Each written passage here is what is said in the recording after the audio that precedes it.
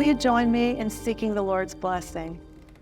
Father in heaven, we come to you now to talk about something that we know is near and dear to your heart. And we just ask that you would help us to make that near and dear to our hearts. And we seek your blessing now in Jesus' name. Amen.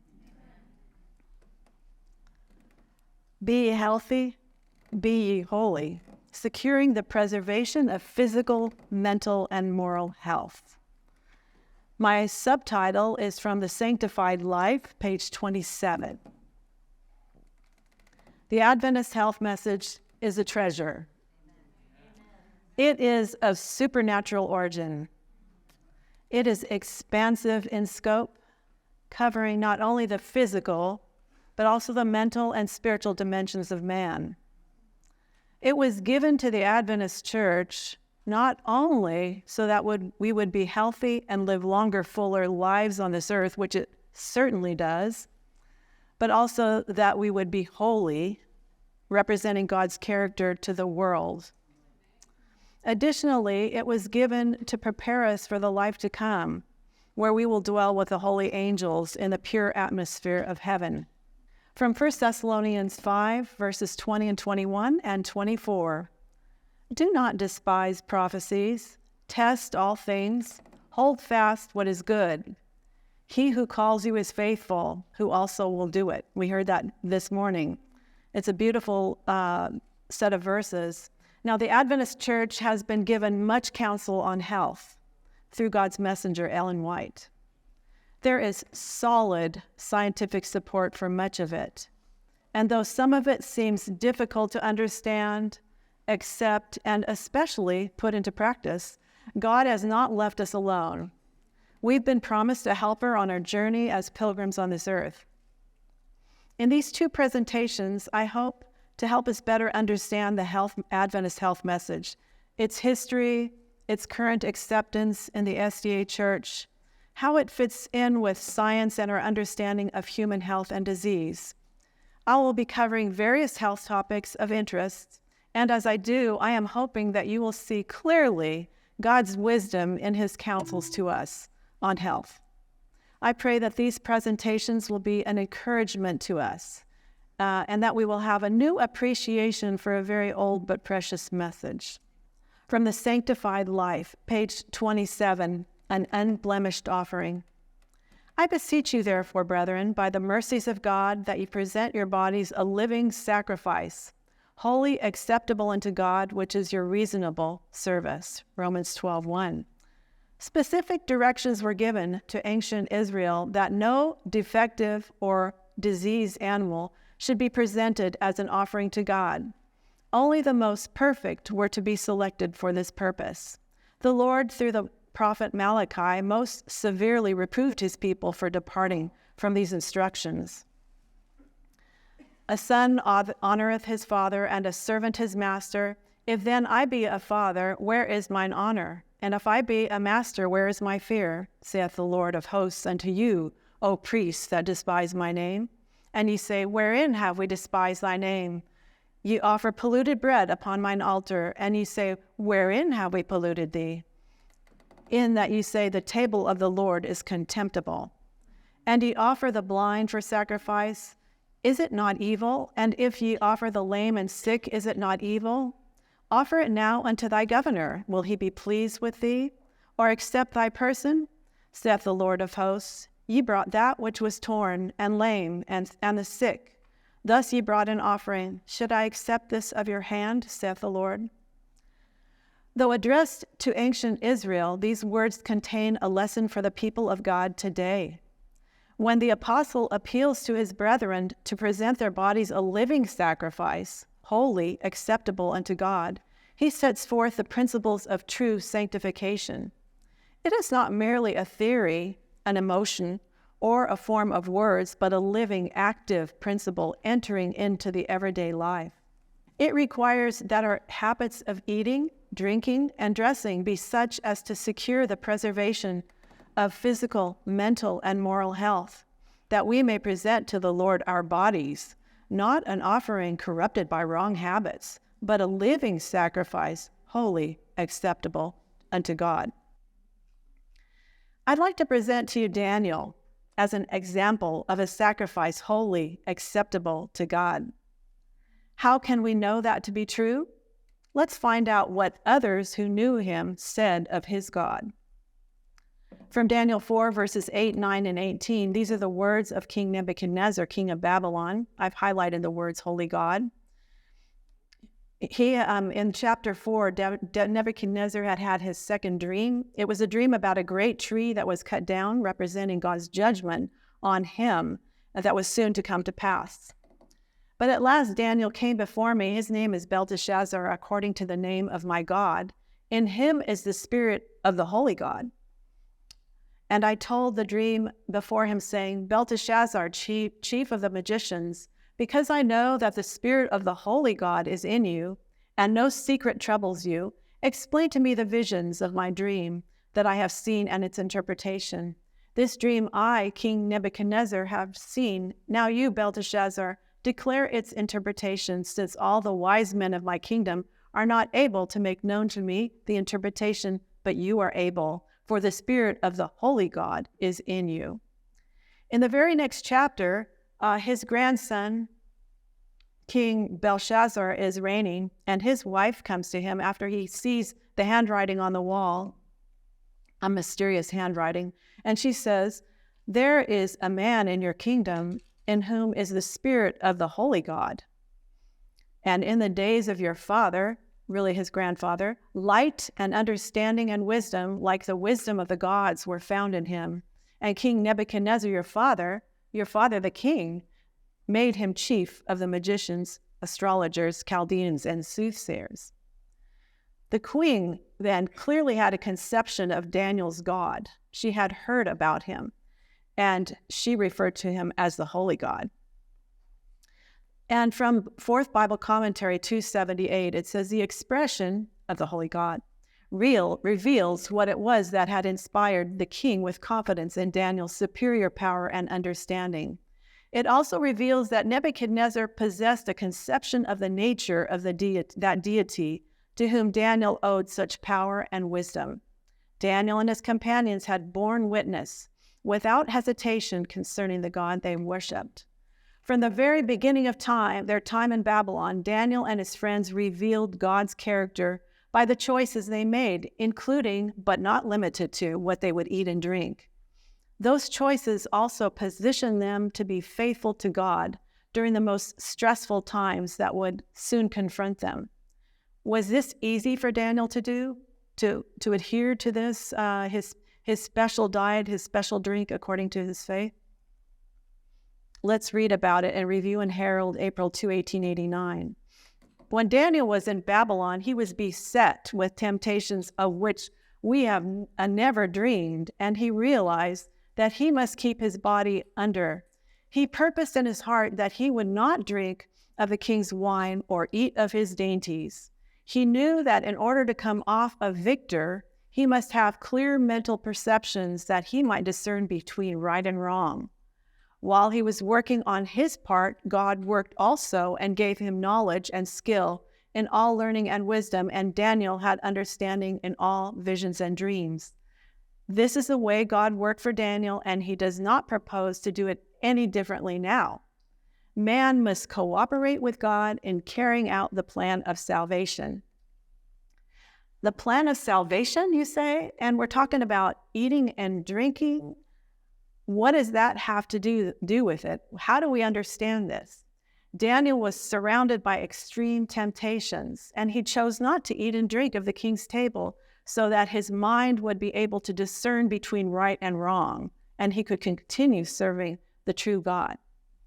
Finally, the life of Daniel, this is from Review and Herald, January 25th, 1881. The life of Daniel is an inspired illustration of what constitutes a sanctified character.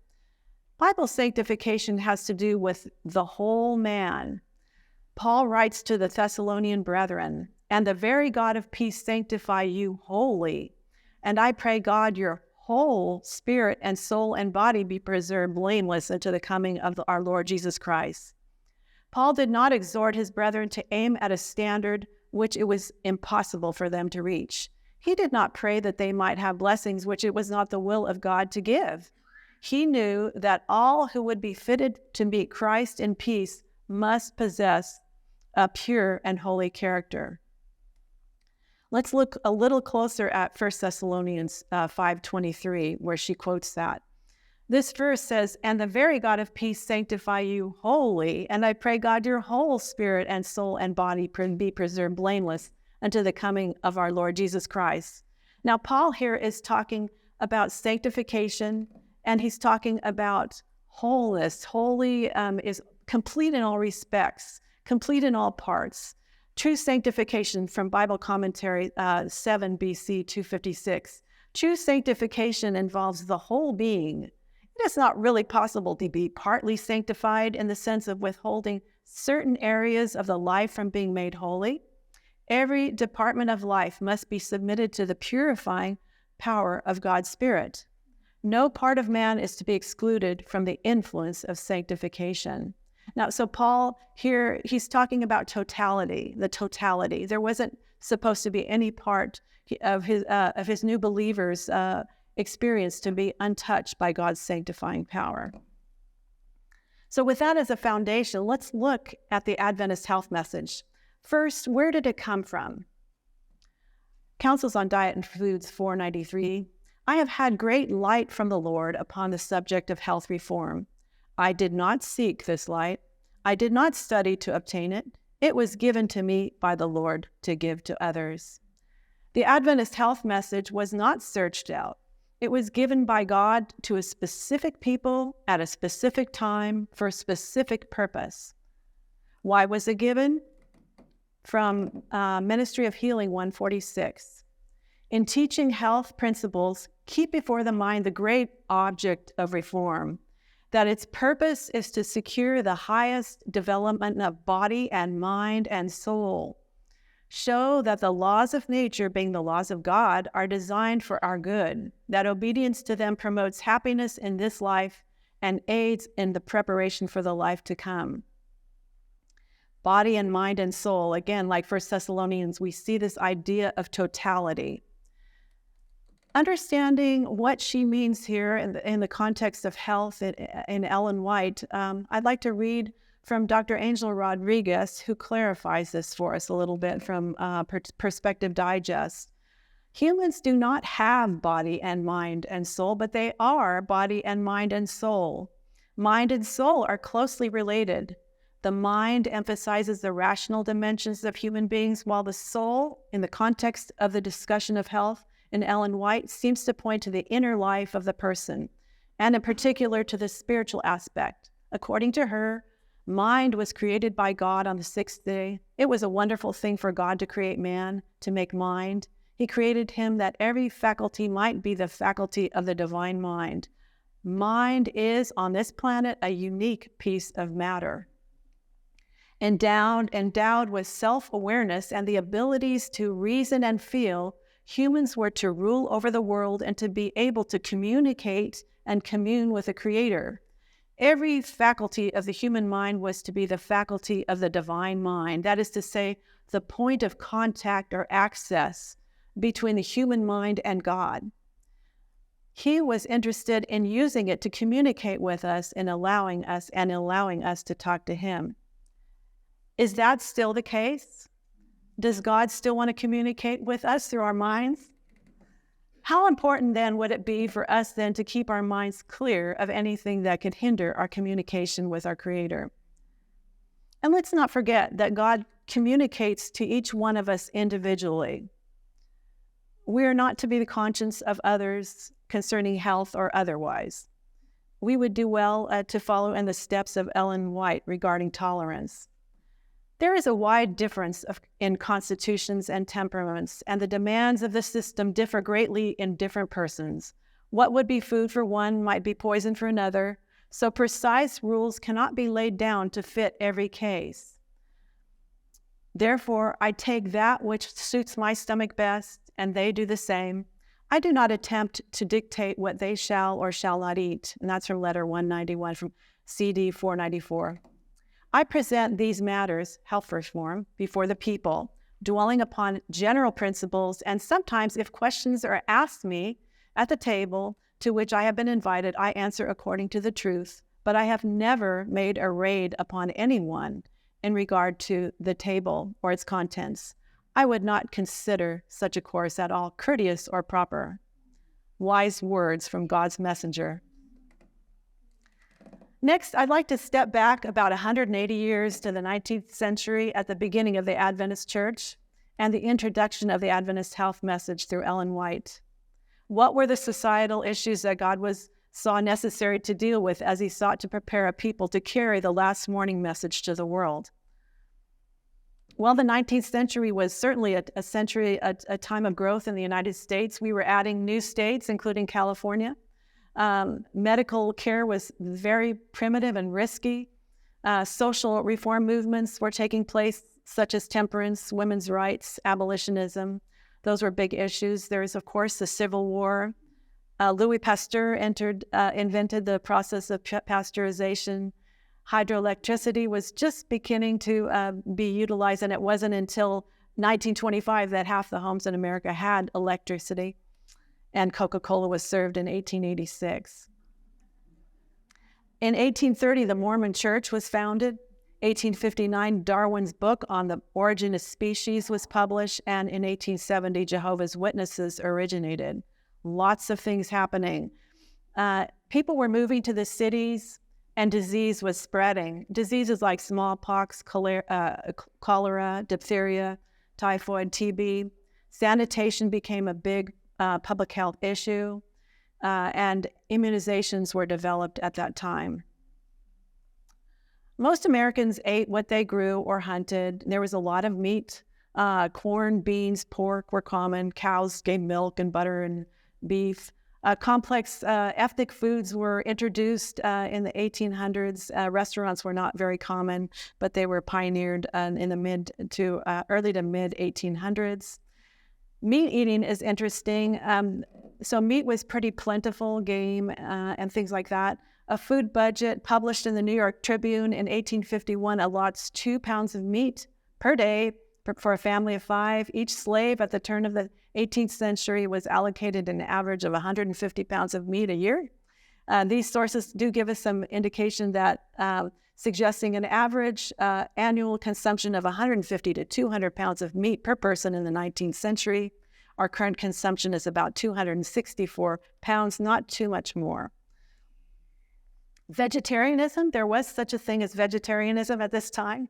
There was the American Vegetarian Society, and it was founded in the mid-1800s by a group including William Metcalf and his wife, and they founded the first vegetarian church in 1817.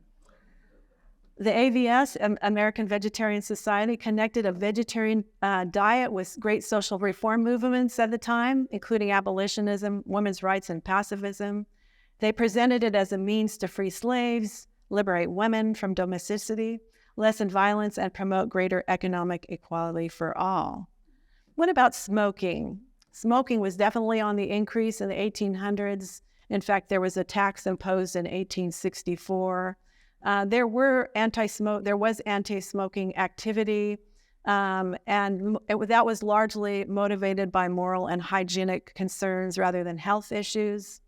And it wasn't, sadly, until the 1940s and 50s that we came to finally agree that cigarette smoking caused health problems and even cancer and death. So getting a bit of ahead of myself, it was in 1848 when God first showed Ellen White that smoking was injurious, even life-threatening. What about coffee? 1864 was the time when there was a newly invented self-emptying coffee bean roaster, and they were able to sell it by the bag. So again, something on the increase. In the late 1800s, it became a worldwide commodity. Actually, it's still a worldwide commodity, became popular with Civil War soldiers, cowboys, and gold miners. Alcohol is an interesting one. There was about 7 gallons per adult alcohol intake annually in 1830. It dropped because of the temperance movement in 1860 to 2.5 gallons per year. So that was the temperance movement was very active between 1840 and 1860. 2021, we see about the same, about 2.3 gallons per year. Percentage of U.S. adults aged 18 and over, about 63% say they drink. This is self-reported, and 36% abstainers.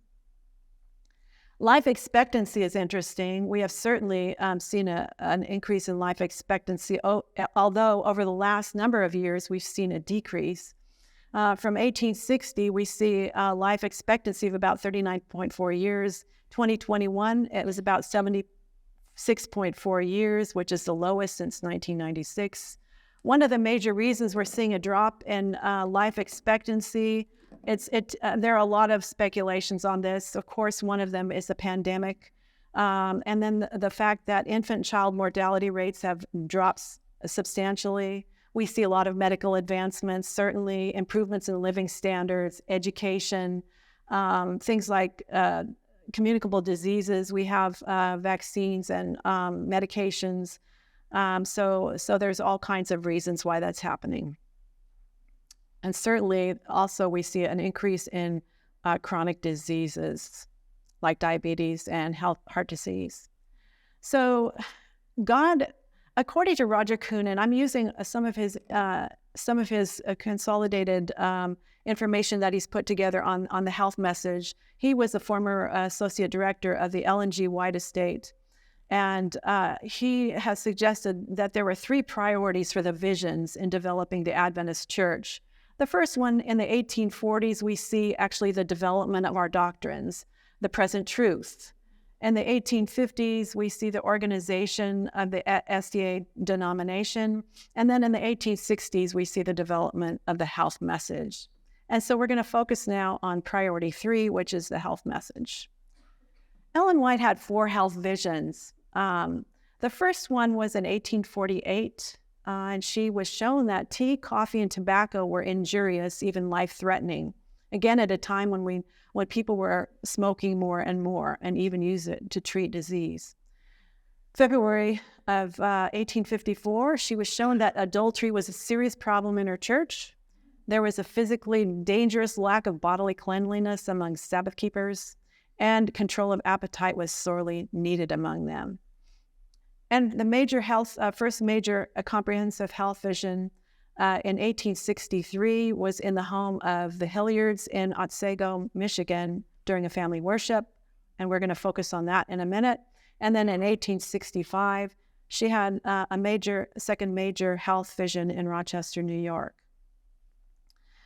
This first vision that she had of health we have an eyewitness report, which is, I think, wonderful.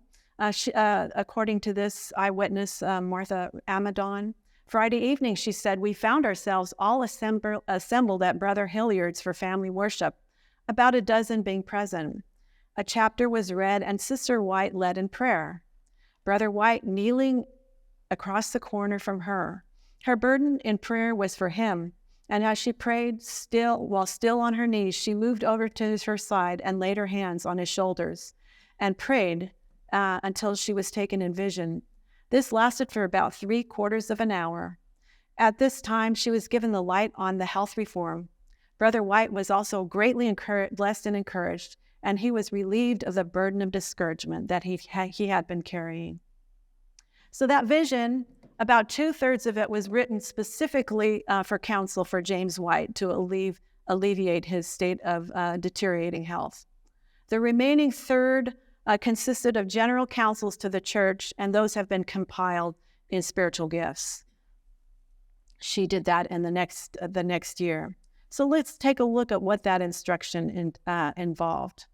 According to Roger Kuhn, there were 10 categories of counsel that she spoke of. First was the care of health is a religious duty. It's a sacred duty to attend to our health, but we don't earn anything towards eternal life by following health principles.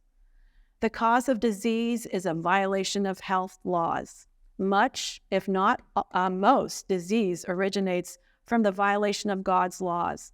We should reason from cause to effect. Number 3, she attacked intemperance on many fronts: alcohol, tea, coffee, tobacco, highly spiced, rich foods, overwork, intemperance, sexual relationships.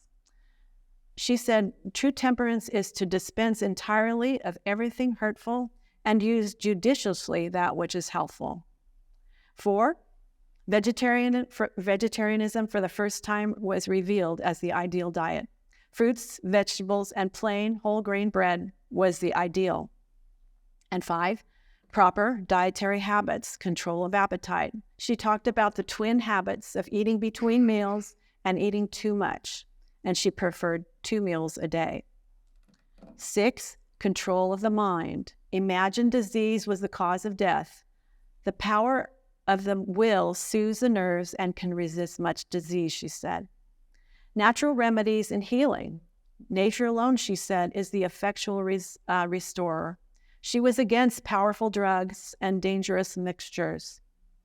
8, personal cleanliness, including body, clothes, and living quarters.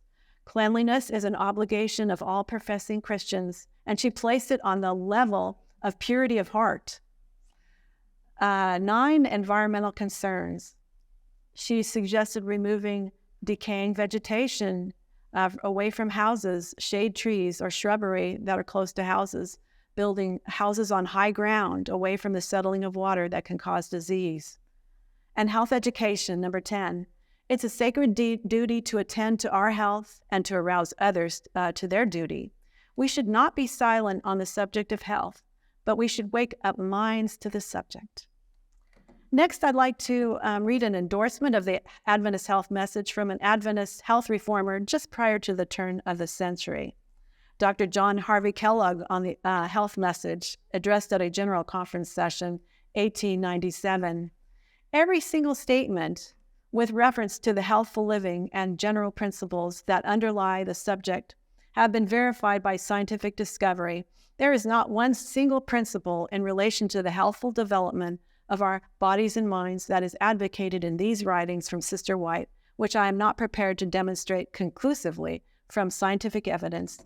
The writings 30 years ago are fully substantiated by the scientific discoveries of today. And I believe that 126 years later, we can say the same thing. Let's take a look at the recent perspectives of church members regarding the Adventist health message. These are taken from 2018 data of the Global Church Member Survey. I was quite disappointed that the new numbers have just come out, although they haven't been released, and they're not going to be released until January. This survey is done. It's in all the world divisions. It's commissioned by the General Conference of SDAs, and they use it to obtain data on members' beliefs, practices, and attitudes, and other data illustrating current trends to enable strategic planning.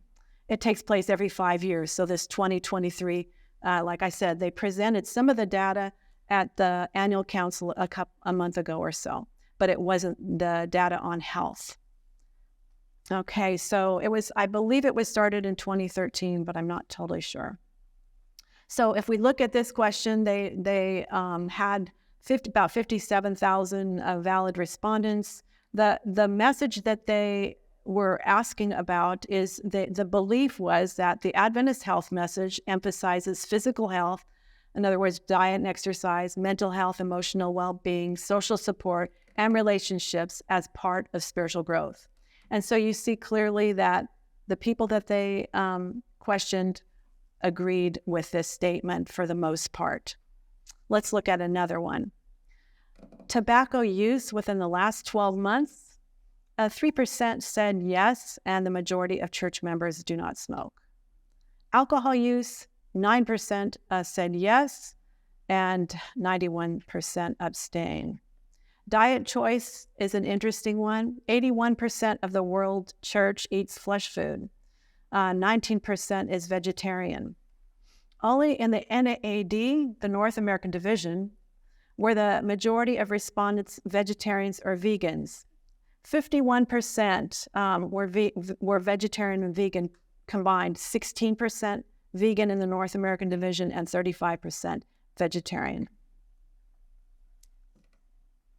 Live longer. that the message that they questioned was following the health message increases the probability that a person will live longer. And you see clearly that people agreed with it. This suggests that the church has been very successful in getting this message out. Of course, we have a lot of scientific research that can back us up in convincing members that following the health message results in a longer life. This is the most interesting one. The message that they asked was, following the health message ensures my salvation. Okay, is this a true message or not? Surely not. So interestingly, 47% of global respondents report that they thought that following the Adventist health message ensured their salvation. And if we looked at the Southern Asia division, 77% agreed. And from the East Central African division, 74% agreed that following the Adventist health message ensured their salvation.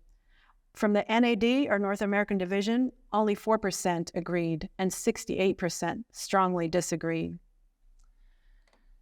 So next, I'd like to transition to some of the science and recent trends in health and how the Adventist health message aligns with them. Happy is the man who finds wisdom and the man who gains understanding, from Proverbs 3:13. Following, I hope to show you that we don't have to doubt the way that God has led us with respect to health. Understanding some of the science on health and current trends can strengthen faith in the Adventist health message. That in turn, of course, can help us make better health choices, and hopefully we can live a better, healthier life and even be happier. I want to start by looking at the Adventist health study. The first Adventist health study began in 1974. And it was designed to determine which components of the Adventist lifestyle give protection against disease. They initially, 63,000 questionnaires were mailed, and they got about 34,000 sent back. And they were sent questionnaires every year. I remember I became an Adventist in 1979, and I remember getting a questionnaire, but I don't remember the follow-up because I was so busy at that time moving around, probably. But they found some of the findings from the study. They estimated that Adventist health, I'm going to just say AHS-1 men lived 7.3 years longer, and AHS-1 women 4.4 years longer on the average than their California counterpart. Now, that's not talking about vegetarianism yet. The next one is about, so those are just in general, men and women, Adventist men and women that were questioned. Vegetarian men live 9.5 years longer and women 6.1 years longer than California men and women, respectively. Vegetarians in the study showed to have a lower risk than non-vegetarians for every one of the cancers observed. Nut consumption reduced the risk of both fatal and non-fatal coronary heart disease. There were 5 main factors predicting longevity from AHS-1. The first one is never having smoked. The second one, having a lower or more normal body weight, exercising more often, following a vegetarian diet, eating nuts more frequently. AHS-1 participants who had all of these factors had about a 10-year longer life expectancy compared to those with none of these factors. This demonstrated that simple lifestyle factors were able to account for major differences in life expectancy. AHS-2 took place from 2001 to 2007, and they surveyed 96,000 SDAs from the U.S. and from Canada. They sent them a very long 50-page diet and lifestyle questionnaire, and then every 2 years after that, they were sent health update. They had people send health updates. It's one of the largest and most comprehensive studies of diet and cancer in the world. Some of the findings, 55-year-old male and female vegans weighed about 30 pounds less than non-vegetarians of similar height. Cholesterol levels of cholesterol, diabetes, high blood pressure, and metabolic syndrome all have the same trend. The closer you are to being a vegetarian, the lower the health risk in these areas. In the case of type 2 diabetes, prevalence in vegans and lacto-ovo-vegetarians was half that of non-vegetarians, even after controlling for socioeconomic and lifestyle factors. And finally, compared to non-vegetarians, vegetarians and vegans watched less TV, slept more hours per night, consumed more fruits and vegetables, consumed less saturated fat, typically ate foods with a lower glycemic index, such as beans, legumes, and nuts, and a vegetarian diet was not associated with lower levels of vitamin D. Next, I'd like to look at the blue zones, and I'm sure probably most of you are familiar with the blue zones. These are areas of the world that contain the highest concentration of centenarians, or people that live the longest. The blue zones were highlighted in 2004 National Geographic expedition to discover secrets to longevity.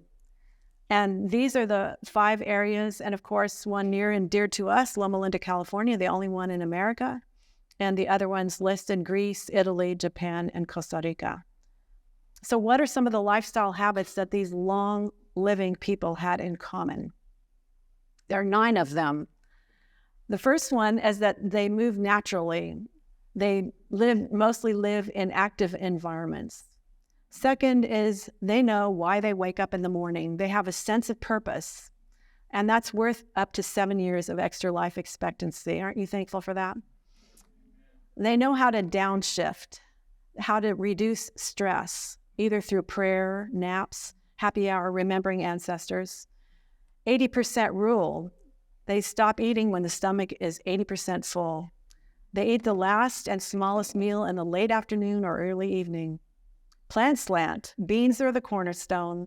Meat, mostly pork, is eaten only about 5, that's like once a week, 5 times a month, 3 to 4 ounce serving, which is about the size of the palm of your hand or a deck of cards.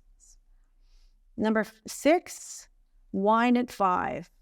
And I can't wait to share with you about alcohol tomorrow. Wine at 5, all blue zones except Adventists drink alcohol moderately and regularly, 1 to 2 glasses per day. Belong. All but 5 of the 263 centenarians belong to some faith-based community. Attending 4 times a month can add 4 to 14 years life expectancy. Praise the Lord. Loved ones first, putting family first, keeping aged parents close by, and committing to a life partner can add up to 3 years of life expectancy, investing in children, and belonging to the right tribe, choosing or being born into circles that support healthy behavior. Now, I joined the right tribe in 1979 when I became an Adventist. And actually, I accepted the Adventist health message 3 years before I became an Adventist. I became a vegetarian from my brother-in-law, his influence, and Dr. John Scharfenberg, who is turning 100 next month in December, who is still preaching the health message and still driving. But I accepted the Adventist health message, but just the fact that I joined the Adventist church has given me an edge and a chance to live a longer life because God blesses his people. Okay. As Adventists demonstrate, on the average life expectancy could increase by 10 to 12 years by adopting a blue zone lifestyle. Now, Adventists, as we know, are a diverse group of people from all walks of life, unlike those in other parts of the world, and they're more homogenous people. So as Adventists, we show that we can add years to our lives by adopting this lifestyle. Next, I wanted to share with you, as a nutrition practitioner, we look to our professional organizations for guidance on nutrition-related issues. For us, that's the Academy of Nutrition Dietetics, the world's largest organization of nutrition and dietetics practitioners. I wanted to read to you this position statement on the vegetarian diet. It gives us it's a summary, a glimpse into how the nutrition professionals view this diet based on the current science. And I think you'll find this interesting, and it's very comprehensive. It is the position of the Academy of Nutrition and Dietetics that appropriately planned vegetarian, including vegan diets, are healthful, nutritionally adequate, and may provide health benefits for the prevention and treatment of certain diseases. These diets are appropriate for all stages of the life cycle, including pregnancy, lactation, infancy, childhood, adolescence, older adulthood, and for athletes. Plant-based diets are more environmentally sustainable than diets rich in animal products because they use fewer natural resources and are associated with much less environmental damage. Vegetarians and vegans are at reduced risk of certain health conditions, including ischemic heart disease, type 2 diabetes, hypertension, certain types of cancer, and obesity. Low intake of saturated fat and high intakes of vegetables, fruits, whole grains, legumes, soy products, nuts, and seeds, all rich in fiber and phytochemicals, which we will talk about, are characteristic of vegetarian and vegan diets that produce lower total and low-density lipoprotein cholesterol and better serum glucose control. These factors contribute to the reduction of chronic disease. And then they say that vegans need a reliable source of vitamin B12, such as fortified foods or supplements. Now, when Ellen White and our pioneers transitioned to a vegetarian diet, according to the counsels given by God, they had to give up a lot. They gave up flesh foods. They changed to whole grain breads. Was that easy for them? Let's hear from her own words. This is from Woman of Vision. Woman of Vision 118. I suffered keen hunger, she said. I was a great meat eater, but when faint, I placed my arms across my stomach and said, I will not taste a morsel. I will eat simple food or I will not eat at all. Bread was distasteful to me. I could seldom eat a piece as large as $1. Some things in the reform I could get along very well, but when it came to the bread, I was especially set against it. And then from the next paragraph, she says, when I made these changes, I had a special battle to fight. The first 2 or 3 meals I could not eat. I said to my stomach, you may wait until you can eat bread. In a little while, I could eat bread, and graham too. This I could not eat before, but now it tastes good, and I have had no loss of appetite. So let's appreciate when people have to make changes in their diet. They've been told by their doctor they've got fatty liver, they've got diabetes, pre-diabetes. Let's appreciate that these things are sometimes difficult, more difficult for some than others. Making these changes was not easy for Ellen White, but you see she was determined with God's help to overcome her unhealthful eating habits. God is in the business of sanctifying us wholly, which includes giving us new taste buds if he has to, and an appreciation for those things that promote health and life. Ellen White followed a lacto-ovo-vegetarian diet well into her 88th year. Around 1900, she began to write about the increasing disease in the animal kingdom and that even milk would have to be given up in time. So next, I'd like to look at eating whole grains. That was a major change that she talked about. And that was something that our pioneers had to really struggle with, because at that time they would be, even though they didn't have the machinery to make white flour in bulk, people used to sift out that part of the wheat so that they were left with just the white flour. Okay. So carbs have gotten a bad rap in recent years, and not all carbs are bad. So we see that simple carbs, the ones on the left, those are refined carbs. They digest quickly, causing blood sugar spikes and earlier hunger, and they promote disease. You see listed there white bread and pasta, many breakfast cereals, white rice, pastries, desserts, sugary foods and beverages, fruit beverages and juices, potato chips, and most snack foods. Complex carbohydrates, those are the ones on the right side. Those are good carbs. So there are good carbs. In fact, those are the foods, the very foods that God gave us to live on. Those are whole grains, beans like lentils, fruit, starchy vegetables, non-starchy vegetables, nuts, and seeds. So these are the foods that take longer to digest. They release energy slower, and they've got fiber in them, which does a host of provides a host of health benefits. as they also contain an extraordinary amount of vitamins, minerals, and phytonutrients, which we're going to talk about, and that prevent chronic diseases. From Letters and Manuscripts 13, letter 91, 1898, she says, and I've supplied the word refined because you can see in the next sentence why I did that.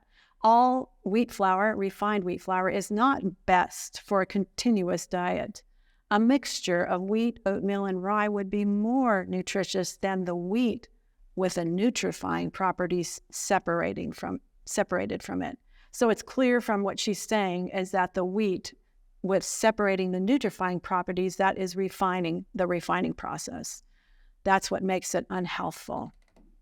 Until about 1870, white flour was created using the sifting method.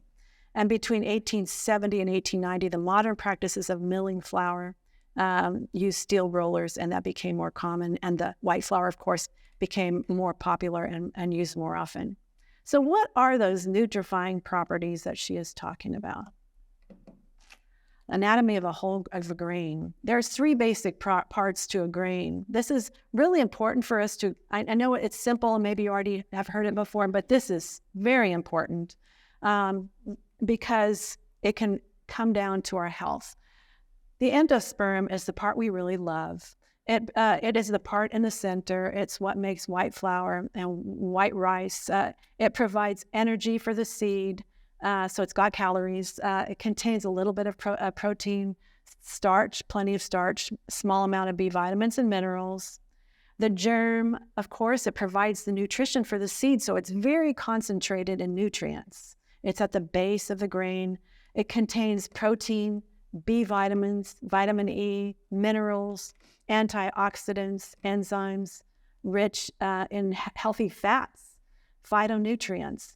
And then the outer part, which we normally think of just bran, just fiber, right? But really, it's got a lot of nutrients associated with it. It is the outer shell, and it protects the seed, but it's got a lot of nutrients, contains B vitamins, vitamin E, protein, enzymes, fiber, mostly insoluble fiber, trace minerals, iron, copper, zinc, magnesium, and phytonutrients. So let's keep an eye on phytonutrients there. You see them in the germ and in the bran. You see the vitamins and the minerals in the germ and the bran mostly, and healthy fats and antioxidants, something we will also look at. So the American government says that we should make half of our grains whole grain. I say we can do better, but let's at least start from where, somewhere. Whole grains, by definition, are foods that contain 51% or more whole grain by weight. And refined grains are those where the bran and the germ have been removed. Those are those areas of very high concentration of nutrients. They've been removed for reasons we'll talk about. One of the reasons is that when you take out the germ, which is fat in it, it extends the shelf life. And of course, if you take out the bran, it makes a finer texture of grain, and that's what our tongues like. Enriched grains now, and because of the increase in deficiency diseases in the 1930s and 40s, we were seeing, because people were eating all white refined grains and they weren't enriching them. So people were developing beriberi and pellagra, and they were getting iron deficiency anemia. So the American government said, oh, we better add some nutrients. And so by law, enrichment means adding back thiamine, niacin, and riboflavin. Those are 3 B vitamins, iron. And then in 1998, they associated neural tube defects in infants to a lack of folic acid. So they started adding by law folic acid. Fortifying grains is adding nutrients that aren't naturally there or boosting them to a higher level than natural. And for instance, if you eat a breakfast cereal, you're pretty much going to get a vitamin pill in every bite. Or if you drink calcium fortified orange juice, it doesn't usually have that level of calcium. Or milk, of course, it's got vitamin D and vitamin A added to it. But is it really that important that I should spend time talking about whole grains? Is it really that important? I think it is, and is part of our health message. And I believe God made the grain whole for a purpose, and I hope to show you that purpose. This is from the Harvard School of Public Health. Highly processed grains are much lower in nutritional quality. Refining wheat creates fluffy flour that makes light, airy breads and pastries, but the process strips away more than half of wheat's B vitamins, 90% of the vitamin E, and virtually all of the fiber. Although some nutrients may be added back by fortification or enrichment, and I just mentioned some of those, just a few. Other health-promoting components, I've highlighted this because I really want people to know this. Health-promoting components of whole grains, such as phytochemicals, can't be replaced. So those enrichments and fortifications are not replacing that which has been taken out. So that what that does, as we're going to see, is that it leaves your body vulnerable to disease. We are like weakened creatures. So this is just a comparison of whole wheat flour versus enriched wheat flour. You see, there's a lot of nutrients lost in large quantities, vitamins, and there's minerals, and we haven't listed the phytonutrients. On the outside, it appears to be a very easy choice. However, from my experience, this is one of the most difficult diet adjustments for people to make, both within and outside the church. And one of them is taste. Certainly, people just like the taste of refined breads. They go for the white ones rather than the wheat ones. One of them is accessibility. Maybe they're not. Certainly, if you go to a restaurant nowadays, it's very difficult to find whole grains. I've kind of got my radar on a few restaurants that I can go to that have brown rice or 100% whole wheat bread. So I'll steer the choice that direction because I prefer those kind of foods. So if you're eating out a lot, you're definitely apt to not be getting enough whole grains. If it says wheat, I'm sorry, it's white. Don't be deceived. Just because it says wheat does not mean it's whole grain. Wheat means refined wheat. If it says actually all of the above, maybe mostly enriched white flour, believe it or not. If it says multigrain, it could be mostly white flour. If it says wheat, it could be all white flour. High fiber, they could have thrown in a little bit of processed fiber. Cracked wheat, also 7 grains, stone ground, enriched, fortified, and made with whole grains. Those are, again, it has to say whole grain, 100% whole grain. You have to learn to read your labels and look for the first, especially that first ingredient. So be careful when you read labels. Learn to look at the ingredients. So rice. This is a touchy one. People like rice, but they like the white rice. And so they don't want me to tell them to eat brown rice. And so, I try to give my message, as softly as I can, at least by eating it myself for the most part. I prefer not to eat the white rice because I have it all up here. I already know that it's lacking so many nutrients. But rice is important because it's the main staple food for more than half of the world's population. In the United States, more than 70% of rice consumed is white rice. I would say it's much more than 70%, but that was from the source I got. So what happens in the milling of rice? It's pretty much the same as wheat. You lose the majority of the fat. That's healthy fat. 15% of the protein, a lot of the minerals, 9% of the calcium, vitamins, much of the fiber, and of course the bottom one, phytochemicals and antioxidant activity. It decreases with increased milling. So the more you take off of the outer layer in the milling process, the more you're losing of those very, very important nutrients. Health advantages of brown rice come mainly from, this is from a research study that was published in 2018, mainly from the phytochemicals found in its bran layers. Phytochemicals, predominantly phenolic acids, are the most common substances found in brown rice and are associated with benefits. Listen to these, including anti-inflammatory, hypoglycemic, anti-carcinogenic, anti-atherosclerotic properties. If you don't know what that means, hypoglycemic, of course, helps control blood sugar, helps prevent cancer, fights heart disease. That's what these chemicals do.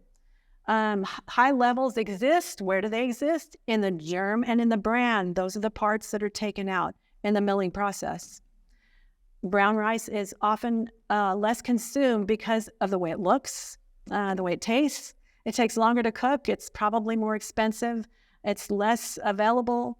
And people, I think, just maybe don't appreciate its health benefits. These are just some examples of whole grains. And I think probably most of you are familiar with them.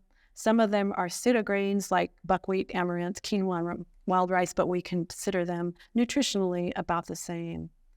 So some of the health benefits of whole grains include helping control blood sugar, improving insulin sensitivity and blood pressure. Can you believe that? Helps your blood pressure, helps you feel full, so it helps with weight control. Improved GI function, prevents constipation, prevents heart disease and lowering cholesterol, triglycerides, insulin levels, and protects against some cancers. And this one, I am so glad I have time to include. This one is very important. They found in this study, it was published in 2023, that poor diet causes 70% of type 2 diabetes worldwide. It's attributable to suboptimal intake of 11 dietary factors, 3 of which had a very large contribution of rising global incidence of type 2 diabetes. What's the first one? Insufficient intake of whole grains. The second one, excesses of refined rice and wheat. That's white bread, white rice, white pasta, and the overconsumption of processed meat. And researchers suggest that poor carbohydrate quality is a leading driver of diet attributable type 2 diabetes globally. So these things are important. God has given us the foods that he's given us for a reason. And if we eat them, we are going to be healthier, and we're going to be able to prevent the diseases that the rest of the world is experiencing. If we already have those diseases, we can turn our life around because God is so gracious in giving us second chances. So we're going to continue on this journey of health tomorrow, and I hope you'll be able to join us.